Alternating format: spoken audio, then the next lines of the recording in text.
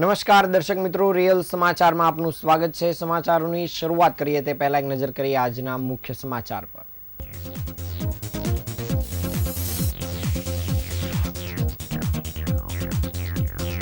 તાપી નદીમાં જળકુંભી છવાતા સફાઈ કામગીરી શરૂ કરવામાં આવી।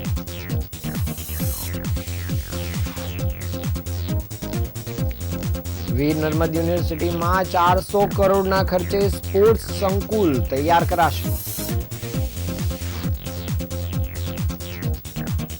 કુખ્યાત ચિરાગ ગોટી વિરુદ્ધ ફરિયાદ નોંધાવવાનો સિલસિલો યથાવત।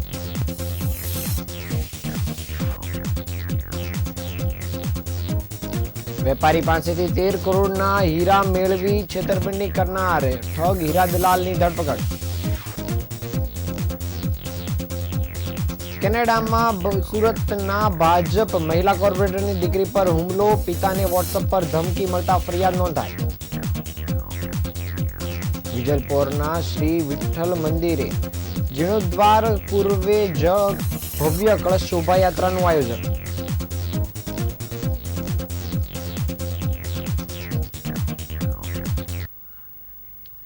સમાચાર વિગતે જોઈએ। સુરત શહેરમાં તાપી નદીમાં દર વર્ષની જેમ આ વર્ષે પણ ફેબ્રુઆરી માસની શરૂઆત સાથે જ જળકુંભીનો ઉપદ્રવ જોવા મળી રહ્યો છે।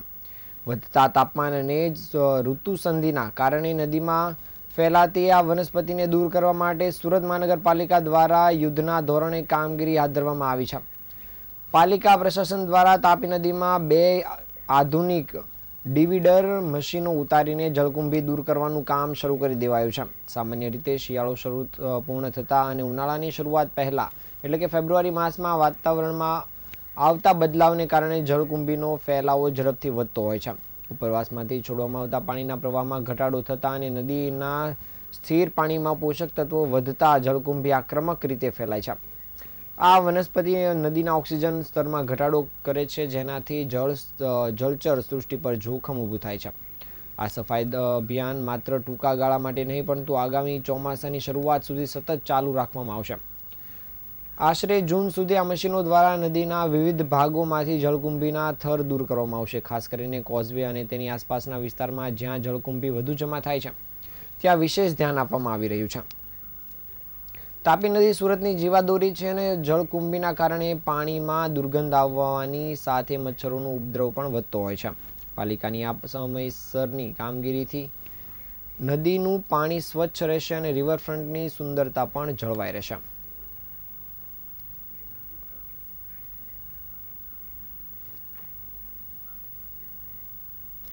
વીર નર્મદ દક્ષિણ ગુજરાત યુનિવર્સિટીએ તેના હીરક જયંતિ વર્ષના પૂર્વે દક્ષિણ ગુજરાતના રમતગમત જગત માટે એક ઐતિહાસિક નિર્ણય લીધો છે। બોર્ડ ઓફ મેનેજમેન્ટની બેઠકમાં યુનિવર્સિટી કેમ્પસમાં ₹400 કરોડના ખર્ચે અત્યાધુનિક VNSU સ્પોર્ટ્સ કોમ્પ્લેક્સ એટલે કે સંકુલનું નિર્માણને મંજૂરી આપવામાં આવી છે। આ પ્રોજેક્ટ માત્ર યુનિવર્સિટીના 2 લાખ વિદ્યાર્થીઓ માટે જ નહીં પરંતુ સમગ્ર દક્ષિણ ગુજરાતની 1.5 કરોડની જનતા માટે રમતગમતનું નવું કેન્દ્ર બની રહેશે। ભારત જ્યારે 2036ના ઓલિમ્પિકની યજમાની માટે દાવેદારી કરી રહ્યું છે ત્યારે ગુજરાત સરકારે અમદાવાદને ઓલિમ્પિક રેડી સિટી બનાવવા માટે કમર કસી છે। આ વૈશ્વિક લક્ષ્યને ધ્યાનમાં રાખીને VNSUએ દક્ષિણ ગુજરાતના ખેલાડીઓને આંતરરાષ્ટ્રીય કક્ષાનું પ્લેટફોર્મ પૂરું પાડવાનું નક્કી કર્યું છે। 2030ની કોમનવેલ્થ ગેમ્સ અને 2036ની ઓલિમ્પિક સ્પર્ધાઓ માટે સ્થાનિક ખેલાડીઓ અહીંથી જ તાલીમ મેળવીને વૈશ્વિક ફલક પર ભારતનું પ્રતિનિધિત્વ કરે તે આ પ્રોજેક્ટનો મુખ્ય ઉદ્દેશ છે। આ મહત્વાકાંક્ષી પ્રોજેક્ટ હેઠળ યુનિવર્સિટીના વર્તમાન ક્રિકેટ ગ્રાઉન્ડને આશરે 14,000 પ્રેક્ષકોની ક્ષમતા ધરાવતા ડે નાઇટ સ્ટેડિયમમાં ફેરવવામાં આવશે। આ સ્ટેડિયમમાં ફ્લડ લાઇટ અને આંતરરાષ્ટ્રીય કક્ષાની પીચ તૈયાર કરવામાં આવશે, જેથી ભવિષ્યમાં અહીં મોટી ટુર્નામેન્ટ્સ અને પ્રેક્ટિસ મેચોનું આયોજન થઈ શકે। આ ઉપરાંત ખેલાડીઓ માટે બોક્સ ક્રિકેટની સુવિધા પણ ઉપલબ્ધ રહેશે, જે સુરતના ઉભરતા ક્રિકેટરો માટે આશીર્વાદરૂપ સાબિત થશે। રમતગમતના માળખાકીય વિકાસમાં સ્વિમિંગ અને એથ્લેટ્સનું વિશેષ મહત્વ છે। VNSU ખાતે હાલના સ્વિમિંગ પુલ ઉપરાંત એક નવો ઓલિમ્પિક સાઇઝનો સ્વિમિંગ પુલ તૈયાર કરવામાં આવશે। આ પુલમાં 300થી વધુ લોકો બેસી શકે તેવી પ્રેક્ષક ગેલેરી રહેશે।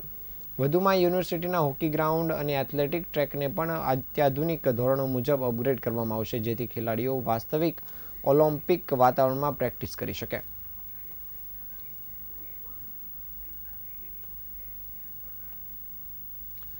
સુરતમાં કુખ્યાત ચિરાગ ગોટીના આતંકના એક બાદ એક વિડીયો સામે આવી રહ્યા બાદ ફરિયાદનો સિલસિલો ચાલી રહ્યો છે. ટ્રાવેલર્સ પાસેથી ઉછીના લીધેલા 18,75,000 રૂપિયા પરત મેળવવાને બદલે તે ચાવ કરી રિવોલ્વરની અણીએ ધમકી આપી 5,000 પડાવી લેનાર માથાભારે ચિરાગ ગોટી અને તેના ભાઈ નિરાંત ગોટીની સરથાણા પોલીસે ધરપકડ કરી 1 દિવસના રિમાન્ડ મેળવ્યા હતા. આજે બંને ભાઈઓને દોરડાથી બાંધીને જે ઘરમાં ઘૂસી માથે પિસ્તોલ મૂકી ધમકી આપી હતી ત્યાં લઈ જવાયા હતા અને સુરત પોલીસે છેલ્લા 48 કલાકમાં બીજી વાર ચિરાગ ગોટીને સાથે રાખીને ઘટનાનું રિકન્સ્ટ્રક્શન કર્યું હતું.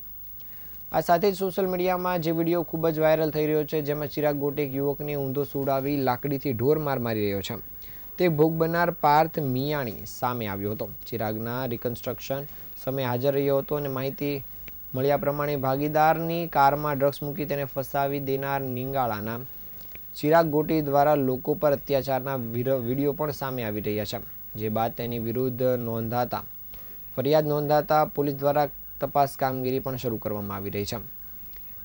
ત્યારે વધુ એક ફરિયાદ સરથાણા વિસ્તારમાં નોંધાતા સરથાણા પોલીસે ચિરાગ ગોટી અને તેના ભાઈ નિરાંત ગોટીની ધરપકડ કરી છે અને 1 દિવસના રિમાન્ડ મેળવ્યા છે. તે ઉપરાંત આજે તેનું રિકન્સ્ટ્રક્શન પણ કરવામાં આવ્યું હતું.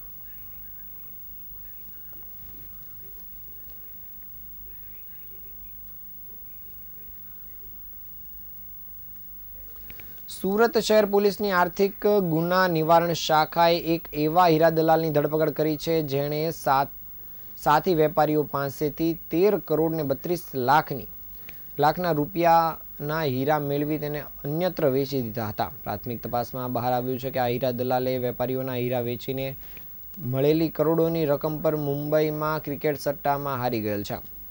હીરા બજારમાં વર્ષોથી ચાલતા વિશ્વાસના વહીવટનો ગેરફાયદો ઉઠાવી હીરા દલાલ સાહિલ શાહ એ વેપારીઓને લાલચ આપી હતી અને તેણે વરાછા મિની બજારના વેપારીઓને તેવી લાલચ આપી હતી કે કલકત્તા, હૈદરાબાદ અને મુંબઈમાં તેની મોટી પાર્ટીઓ છે. 2025ના સમયગાળા દરમિયાન તેણે વેપારીઓનો વિશ્વાસ કેળવી કરોડો રૂપિયાના હીરા મેળવ્યા હતા અને અલ્પેશ શાહની પેઢીમાંથી કુલ 1210 કેરેટના હીરા લીધા હતા, જેની કિંમત 5 કરોડ કરતાં વધુ થાય છે. જ્યારે પ્રિમલ શાહની પેઢીમાંથી 1298 કેરેટ હીરા લેવાયા હતા, તો ધીરુભાઈ દિયોરાની પેઢીમાંથી 177 કેરેટ હીરા મળીને કુલ 13 કરોડ ને 32 લાખના હીરા મેળવવામાં આવ્યા હતા. જે બાદ હીરા ચાવ કરનાર આ હીરા દલાલ સામે ફરિયાદ નોંધાવવામાં આવી હતી, જેને આર્થિક નિવારણ શાખાના અધિકારીઓએ તપાસ આદરીને હીરા દલાલની ધરપકડ કરી છે અને હાલ આગળની તપાસ કામગીરી શરૂ કરી છે.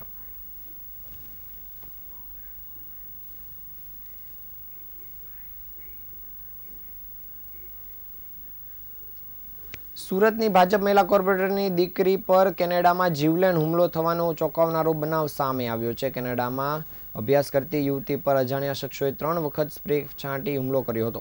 ઘટનાથી ભયભીત થયેલી દીકરી તાત્કાલિક ભારત પરત ફરી હોવાનું પણ સામે આવ્યું છે. આ તરફ સુરતમાં યુવતીના પિતાને વોટ્સઅપ મારફતે ગર્ભિત ધમકીઓ આપવામાં આવતી હતી અને સંદેશામાં લખવામાં આવતું હતું કે ભ્રષ્ટાચાર કરતા પહેલા ધ્યાન રાખજો. ધમકી મળતા પરિવારે ચિંતા વ્યક્ત કરી અને પોલીસનો સંપર્ક કર્યો હતો. મહિલા કોર્પોરેટરના પતિને આ મામલે ફરિયાદ નોંધાવવામાં આવી હતી અને ફરિયાદના આધારે સાયબર ક્રાઇમ શાખાએ તપાસ હાથ ધરી હતી. તપાસ દરમિયાન સામે આવ્યું હતું કે વરિયાળી બજારના બિલ્ડર રિફાઈ મોહમ્મદ અશફાક દ્વારા ડમી નંબરનો ઉપયોગ કરી ધમકી આપવામાં આવતી હોવાનો પ્રાથમિક તપાસમાં ખુલાસો થયો છે. પોલીસે સંબંધિત બિલ્ડરને નોટિસ પાઠવી વધુ પૂછપરછ શરૂ કરી છે. હાલ સમગ્ર મામલે તપાસ ચાલી રહી છે અને પોલીસ દ્વારા વધુ વિગતો બહાર પાડવામાં આવશે.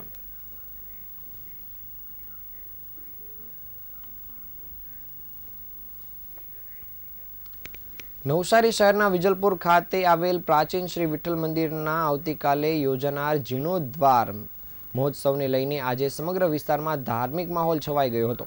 જીર્ણોદ્ધાર પૂર્વે વિજલપુર વિસ્તારમાં ભવ્ય કળશ શોભાયાત્રાનું આયોજન કરવામાં આવ્યું હતું. કળશ યાત્રામાં મોટી સંખ્યામાં મહિલાઓ પરંપરાગત વેશભૂષામાં માથા પર કળશ ધારણ કરી જોડાઈ હતી. સાથે સાથે ભજન મંડળીઓ દ્વારા વિઠ્ઠલના ભજન ગીતો, ભક્તિ ગીતો અને ભજનની રમઝટ બોલાવવામાં આવતા સમગ્ર વિસ્તારમાં ભક્તિમય વાતાવરણ છવાઈ ગયું હતું. ઢોલ નગારા અને ધૂનના નાદ સાથે શ્રદ્ધાળુઓ ઉત્સાહભેર આ શોભાયાત્રામાં જોડાયા હતા. શોભાયાત્રા વિજલપુરના મુખ્ય માર્ગો પરથી પસાર થઈ મંદિર પરિસર ખાતે પૂર્ણ થઈ હતી. સ્થળ પર સ્વયંસેવકો દ્વારા વ્યવસ્થિત આયોજન કરવામાં આવ્યું હતું.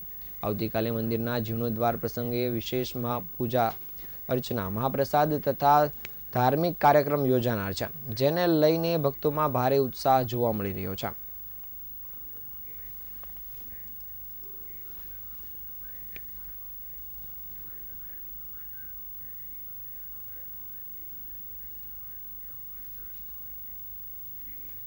આ હતા આજના સમાચાર. નવા સમાચાર સાથે ફરી મળીશું. ત્યાં સુધી રજા આપશો. નમસ્કાર.